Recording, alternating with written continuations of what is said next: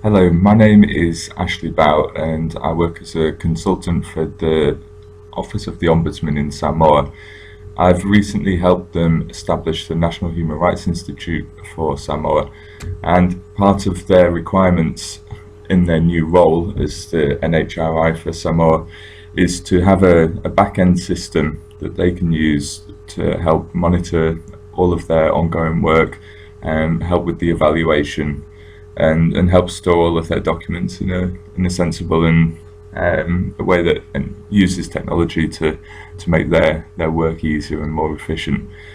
So I'm going to take you through the design that I've created, and what we are looking for is someone who is able to actually develop this database and install it on our servers. So I'll take you through the database and all of the functionality that is required for it. So the basic look of it throughout is just very simple. This will be a back-end thing. The design doesn't have to be anything special at all, and it's supposed to be as easy to use for the staff here as possible. So they would just get a basic login page that they would click on, and they would be given an initial dashboard which gives them all of the different areas of the work that the office is involved in. So first off, let's have a look at the corporate services section. So within the corporate services section, they would click on that from the dashboard, and they would be given three further options. The first one being internal documents. So if we have a look at this, this is where the staff would be able to store or view all of the relevant and important internal documents, so that at any time all of the staff could access these documents. So a fairly straightforward page. They would be able to all the key documents are listed down here. The latest version would be indicated by an icon in this column here, and if the user clicked on this, they would be able to download that version. So the database has to have the functionality to be able to store documents, PDFs, Word documents, Excel sheets. And if someone wanted to upload a newer version, they could just click on this button, and that would bring up a browse your computer dialog box, and they would then be able to upload the latest document. Within this page, if let's say each year a new annual report is produced and the office wants to set a reminder that it should be uploaded in here, the final column is a reminder button. So if the user clicked on this, they could set a reminder for this particular line of text for this particular document. So they'd set the reminder date. They'd be able to select the user from all of the administrative users that have been registered in this database, and they'd be able to enter any notes as well.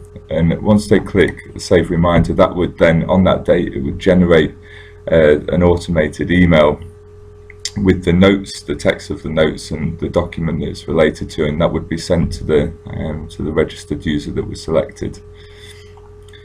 So there's a button at the bottom if they wanted to add a new internal document, if they weren't listed down here.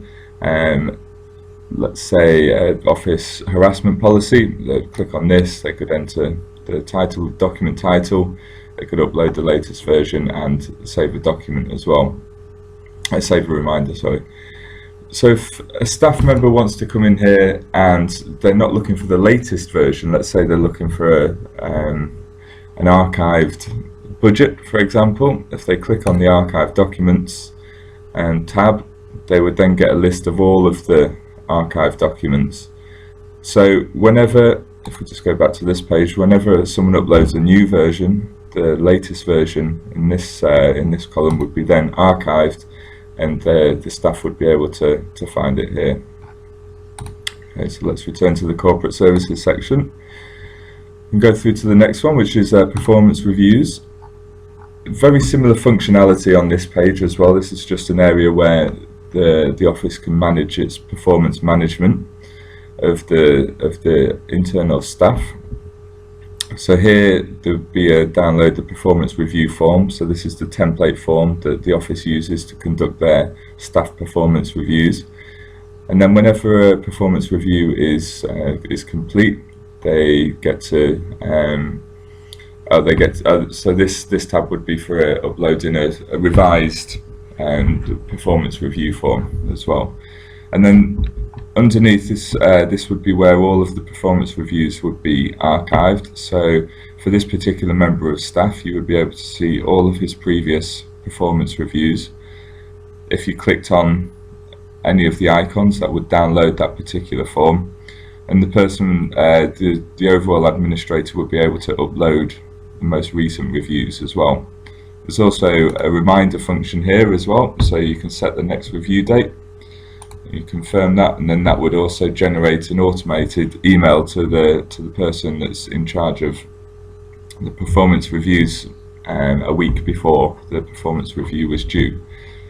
One of the additional functionalities of this page is that it brings into play the different admin user levels and different permissions that people have. So if this staff member Yeki logs in, if he's the one that logs in and he goes to look at his performance reviews, he will just see this box here. He will not see everyone's performance review. You'll only have access to your own. There will be super administrators who would actually have access to all of them, the people that are in charge of actually completing the performance reviews, and those permissions would be set in the admin section of this tool.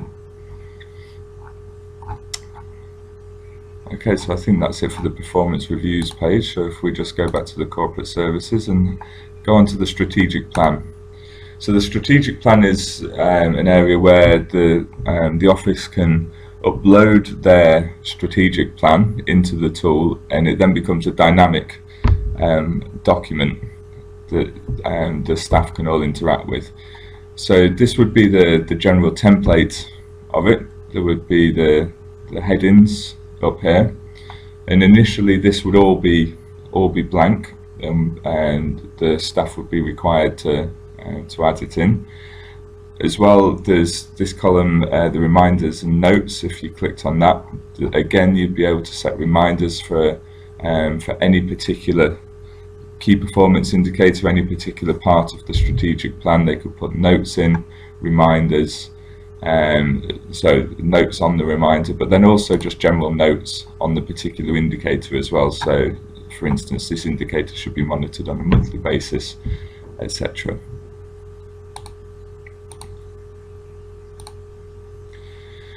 So to add, so when they're filling in the strategic plan template, when they want to add more in, they go to add line, and they get all of the different boxes in here. But let's say for one particular planned result, there's two outcomes. It has to be layered. So if they click on in the box here, it would then bring all the subsequent boxes as well. So it becomes a layered thing. So they'd need to be able to add a number of outcomes for any one planned result, a number of activities for any outcome, etc., etc. So it would need to come down in a pyramid style down there. And then once they've done that, they just click on submit, and then the new line is completed in here. You'll notice in the let me just flip back to the. Just come back to this page. In the progress bar, you'll see a couple of links to particular things. Now these are projects or consultations or complaints that we'll look at in the other parts of the tool, and the staff can, when they're logging projects using this tool, they can link them to parts of the strategic plan, so you can actually monitor the progress throughout the year at any point. Okay, so that's everything for the corporate services side of things. So if we have a look at the good governance area, so within the good governance, one of the key components has been receiving complaints.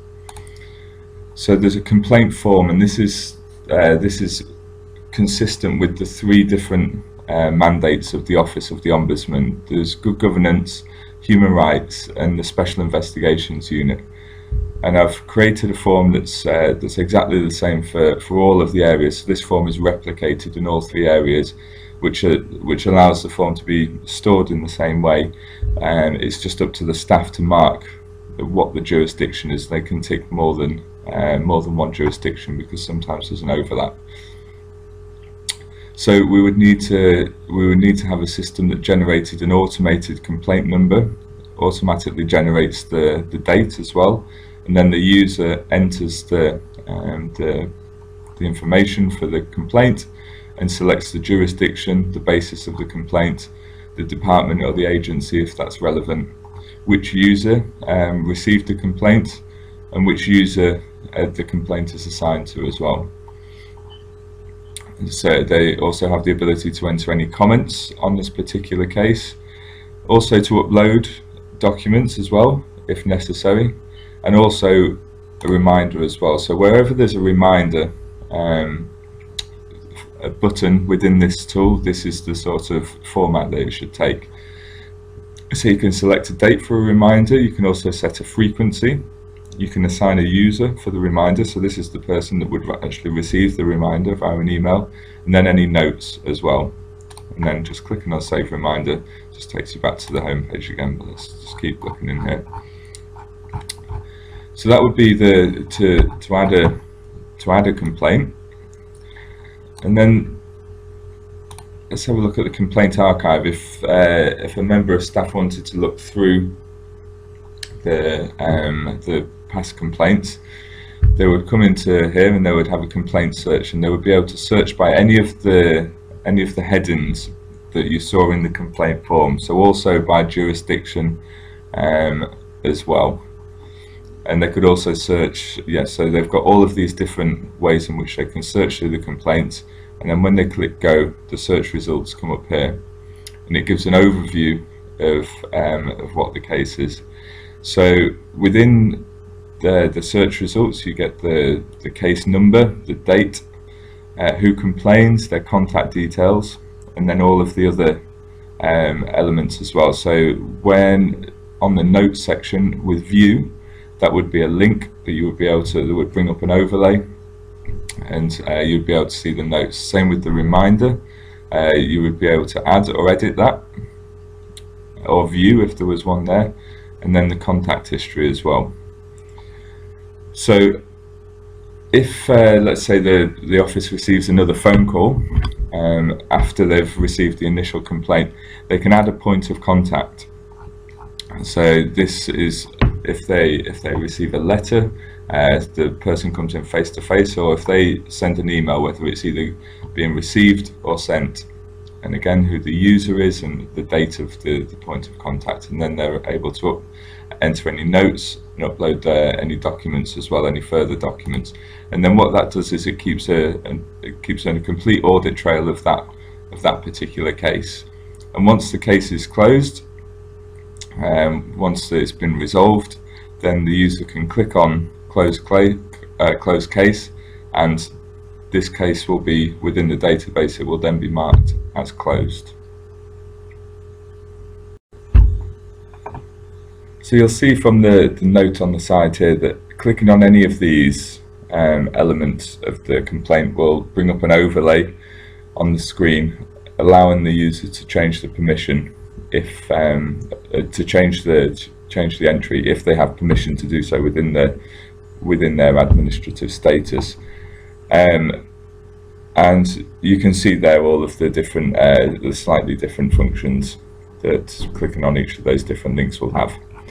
Alright, so if we return to the Good Governance homepage, the second element on here is Good Governance documents, and this is again a very similar place where the office staff can simply upload or download documents relating to good governance. So there's only two functions on this page. One is to add a new document, and then the second is a list of all the documents that have been uploaded already with their titles, and clicking on the icon would allow the user to download it to their desktop. So that's a nice and simple one in the Good Governance one. So we'll just look at Add New Project.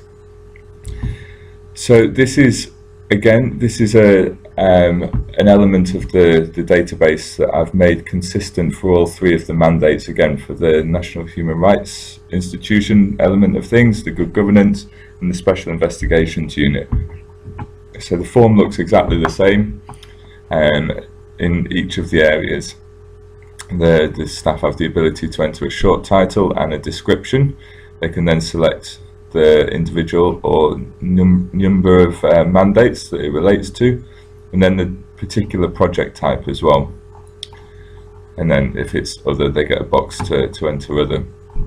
Again, there's agency or convention that it relates to, and this is where they can link it into the strategic plan, as we mentioned earlier. So they will be able to, from a drop-down list, select any of the planned results that have been stored in the strategic plan area, and then that would then generate what the planned results were that were related to to each result, whichever result they'd chosen, and the activity and the performance indicator as well. And they would be able to do this as many times as they wanted as well. So once they've selected, they have to select all the way down to performance indicator, so it's related to one particular performance indicator, and then this project will be linked within the database to that KPI. So also within the project form as well, they can upload a project document. So there's four different elements here, just exactly the same in terms of functionality, just uploading a file. And then there's add follow-up or reminders as well. So this is just another reminder button that would work in exactly the same way as we've already seen. So let's have a look at what happens when someone has already uploaded a particular project and they want to search through them to see a previous project that's already been undertaken or is ongoing within the office. So if they view existing projects, if they click that via the Good Governance dashboard, they would be presented with this page here, which is another search page. Again, they would be able to search using any of the headings within the database, within the project form, and then the search results would come up below. And when let's say they wanted to view the MNRE consultation one, they would simply click on the icon, and it would bring up all of the details of that particular project. So they would have the title, the date that it was logged, which would be automatically generated, the description, the mandates that were selected, the project types that were selected, the agency and conventions that were associated with this project, and then the strategic plan performance indicator that they noted it was related to, and then any of the project documents they uploaded as well. So they would be able to download the project documents there.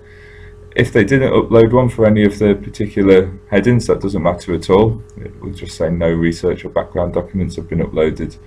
And then there would be the final consultation, the follow-up or reminders would be noted at the bottom as well.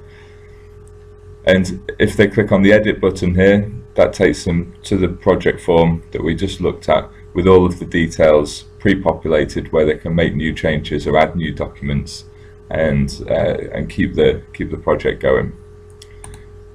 So that's how the project form works, and that would be the same for all of them. So that is all of the elements of the good governance side of the database. So let's have a look at the NHRI, which is the National Human Rights Institution element of things. We can quickly whiz through a couple of these. We've got complaints.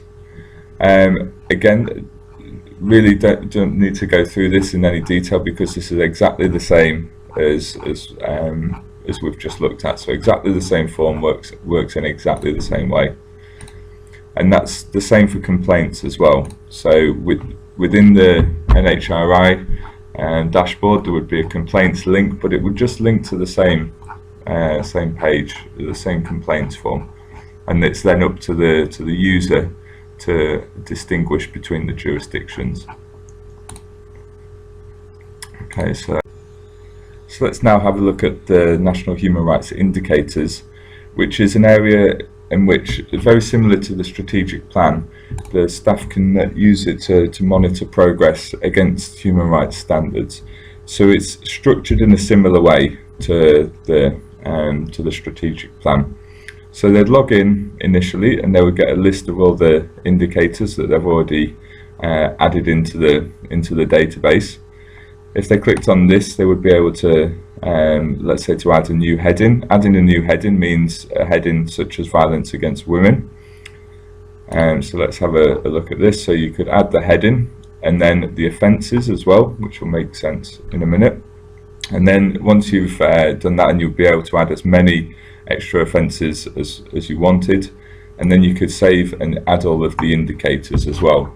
So in add new indicator, you select which heading you want to put the indicator under, the offence, and the indicator title, the nature of the indicator, and how you want the monitoring to be.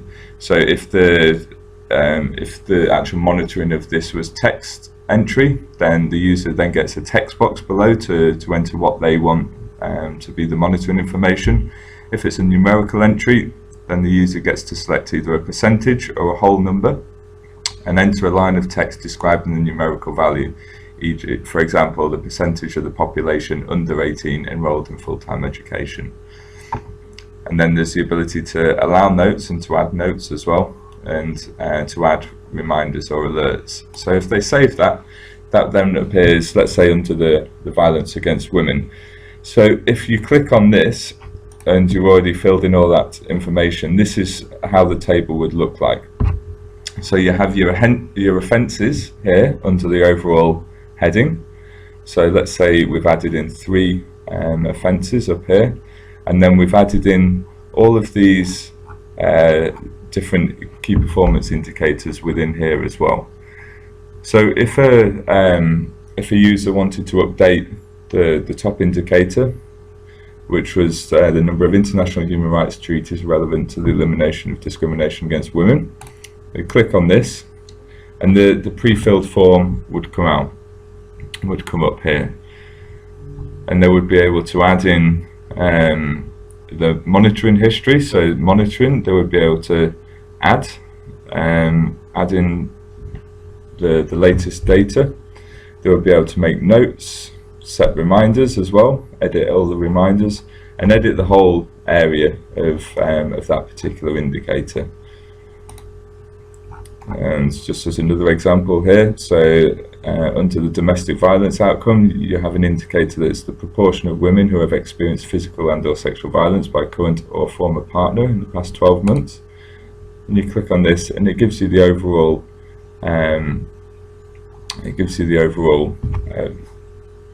progress of that particular indicator. Okay, so let's just go back to the NHRI and just finish this off. There's 2 more elements to the NHRI. The first is the Advisory Council. So clicking on the Advisory Council, this is an area that allows the staff to keep updated with the activities of the Advisory Council and store all of the relevant information there. So the first tab, I've done a multi-tab box here, very similar to some of the document upload pages. It's just a place to store the terms of reference. So this is the latest terms of reference here. If they wanted to upload a new terms of reference, they'd simply click on this button, and all of the previous versions are available here. So clicking on any of these items would allow the user to download that version of the document, or if they wanted to upload a new document, they would click on this button, select a document from their computer, and that would then appear here, pushing that document down into the previous versions. So if we have a look at the membership, it's just a very simple table that lists all of the people that are part of the Advisory Council and their contact details. And clicking on the edit or delete button would allow them to edit that particular line.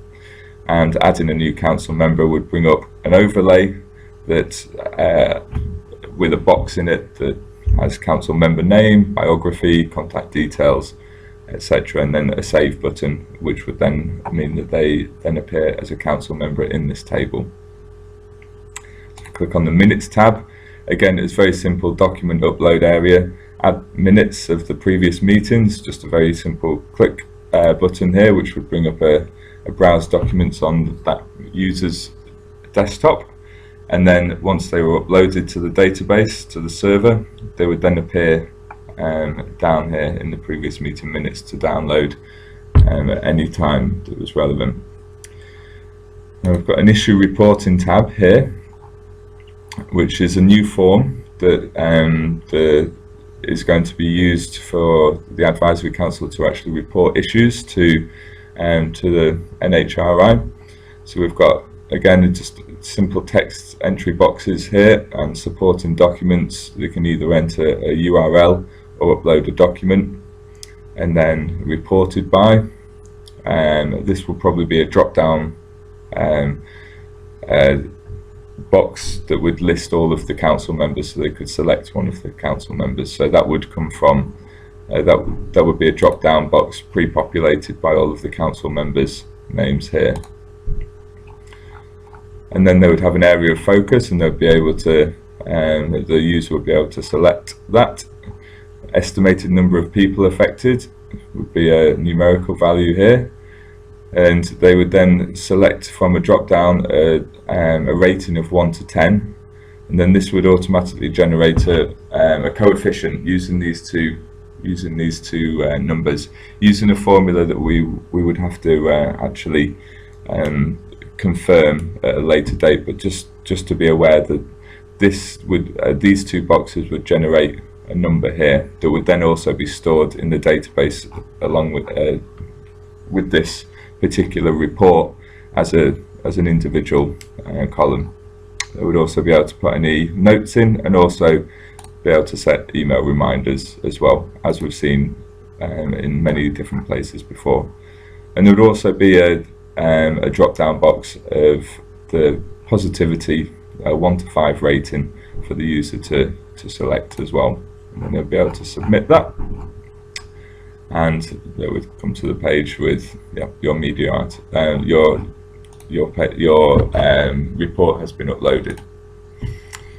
Okay, so the final element of the NHRI dashboard is the ICC tab. So again, it's a tabbed sort of layout. And to begin with, there would be very similar to the documents archive in the corporate services. There would be a list of required documents down here, the latest version, which the user could click on at any point, and the ability to upload the newest version, and also to set reminders as well. And again, exactly the same as with the corporate services, the next tab would be a documents archive, where they could see the historical list of outdated documents that had been uploaded. Then a guidance tab as well, very similar structure to other pages as well. They would just be able to upload documents, which would bring up the browse documents from your desktop, and then any uploaded documents would appear underneath the line here. And again, they would have a delete link, or the user could click on them to download them as well. So that's the NHRI in its entirety. So if we then move on to the outreach and media section, there's two different elements here. So we'll have a look at the outreach first. Again, this is another form, very straightforward, same sort of functionality that's required as with many of the other things: text entry, tick box selection, also linked in with the strategic plan, number of participants. You can have a description, so there can be a text entry description, and a number of documents uploaded as well, and also the reminders and the impact rating there too. So there's no additional functionality that we haven't seen already within that. And then there's also, they click on the previous outreach tab, and again it's a search functionality based on the particular headings of the form that you use to log these outreach projects, and it comes up in exactly the same way with the search results coming down here, and being able to download the documents, click on the links, or edit the work as well. So if we then look at media, again, a very straightforward form, very similar to the outreach work as well. There's slight differences in there, but again, no new functionality whatsoever. And also the same with the media archive as well, exactly the same sort of format. So very straightforward. And I have made some notes around the side that do describe the functionality in a bit more detail. So if we have a look at the Special Investigations Unit, this is very similar to the good governance thing, so we can whiz through this quite quickly. Complaints, again, it's the same complaints form that we've seen in both the good governance section and the NHRI section, with the complaints archive on the tab as well. Also, the add a new project as well, again exactly the same project form, it's just another link to it, another place where it's linked, but it's to exactly the same form. And then also the Special Investigations Unit internal documents as well, so just exactly the same as the previous functionality. The user can add new documents, and then anyone can see the documents that have been uploaded in this specific area and download them again for their use. So the final area that we're going to look at is the analytics and reports. User clicks on this, and the first option they have here is to download the strategic plan report. So clicking on this would download a Word document that would have the strategic plan in its entirety.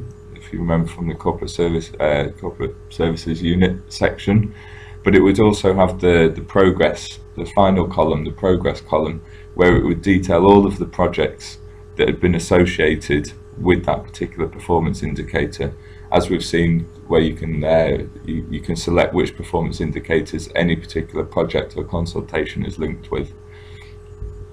And then the other link on this page would be to select data for export, and they would be able to select dates between which they would search, and then select the data type. So let's say they chose a year period, and they would select all of the projects, and that would export an Excel spreadsheet with all of the different fields associated with projects, and all of the different elements of each column that they would be able to download to an Excel spreadsheet. And they could do that for all of the different types of forms that we've been through, and that would just work in exactly the same way. So they would just get an Excel spreadsheet with all of the data associated with all of the projects for the time period from which they've selected. Okay, I think that's pretty much it. I hope I've been able to describe the required functionality of this database. I have mentioned that we would want to be able to give certain users certain permissions. So within the admin area, we would have to be able to control permissions over who could see what, have different levels of user for this database, be able to reset passwords, basic things within the admin area. But I'd be happy to discuss those in more detail, and I will work on this section so that hopefully by the time you've been able to watch this video, this section is finished, so that you have everything that we require in its entirety. So thank you very much for taking the time to watch through this video. I hope it's been useful, and please don't hesitate to let me know if you have any more questions about any particular types of functionality or anything more general. Thanks very much.